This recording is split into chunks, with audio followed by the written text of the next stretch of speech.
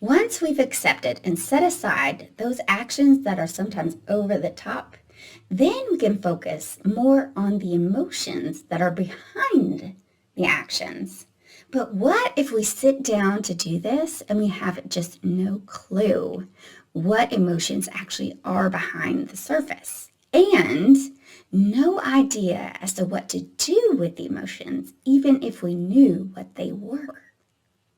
I'm Dana Hicks, a licensed clinical mental health counselor, and I have 7 steps toward respecting feelings for the precious teachers that they were always meant to be. Step 1 is list the feelings. So start maybe with a web search for a comprehensive emotions list. There's tons out there. And scan down the list that you pick and pick out at least 4 emotions that you may be experiencing in this moment with this situation. If you find that you identify with perhaps more than 4, just keep going until it feels complete. Step 2 is color code those emotions. So once you have a complete list of emotions that you might be feeling in the here and now, think about with each emotion, if that had a color, what would it be for you? And trust your intuition here. Usually the first color that comes up in your head is the right one. So once you have a color for the emotion, just highlight the name of that emotion with that color, and that will be your key. Step 3 is draw a heart. So once you have that list and color coded, the rest of the paper is dedicated to a huge heart. So draw a big old heart in the rest of that space and a whole piece of paper.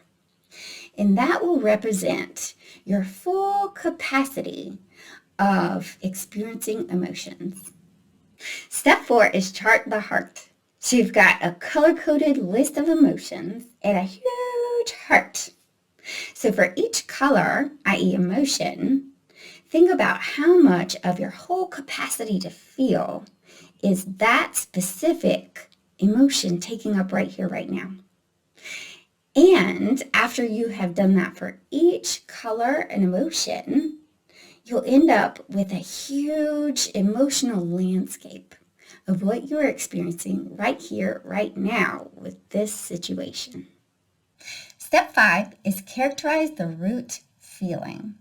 So once you are looking at the whole emotional landscape, ask the heart, which one of these emotions is the root of all the rest of the emotions? And trust that the answer will come, and listen.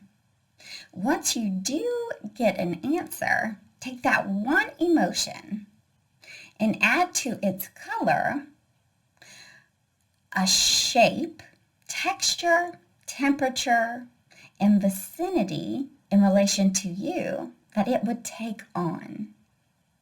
Draw all your answers into one complete picture, and then you have characterized that emotion. Step 6 is name the motive and the need of the emotion. So once you have a representation of this feeling on the outside of you, the greatest part is that you can talk to it. And the most beneficial place to start is assuming that it is working for your good. So with that assumption, ask it, I'm going to believe that you are working for my good somehow, some way. So if you are doing that, what specific motive might you have in showing up right here, right now in this situation for my good? And trust in the process and wait, and it will answer you. So when it does, it might sound like this. Going with the example that I have snapped at my partner because they interrupted me in the middle of when I was working on a very important project. The motive of the anger might be to conserve energy toward what is important right here, right now. And another motive might be to eventually free me from this project so that I can play without it hanging over my head.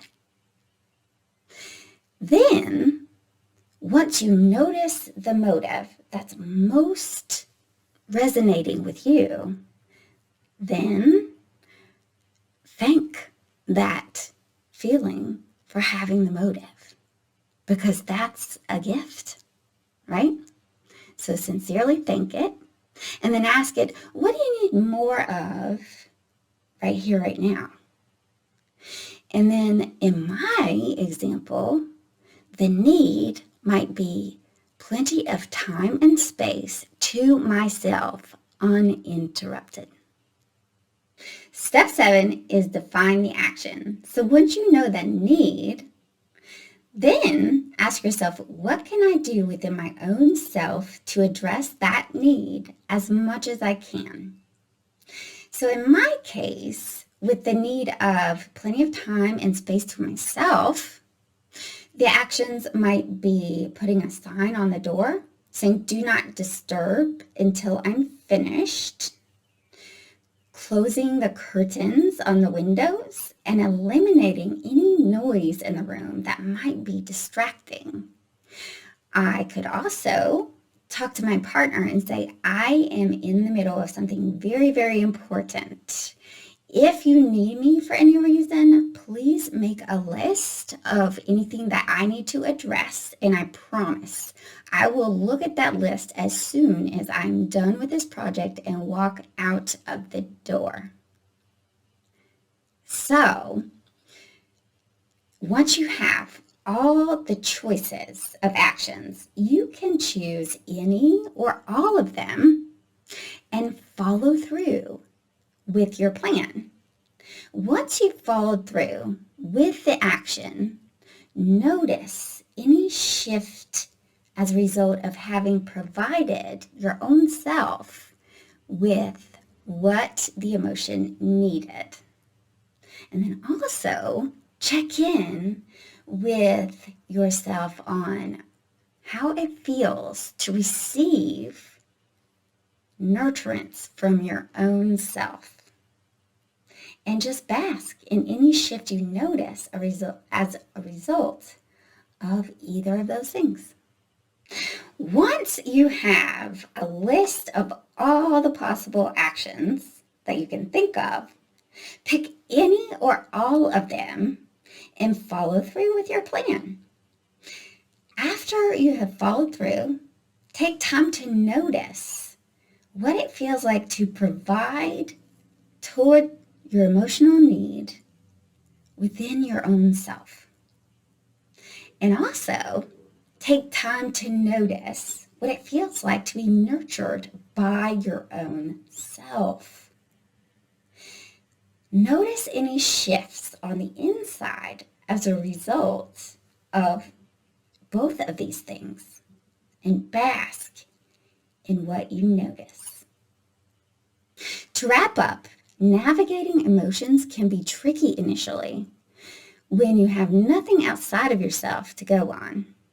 But the steps in this video hopefully help you identify and explore them in a whole new way that actually informs you of how you can best help them, and that can propel you into an emotionally managed and more functional future.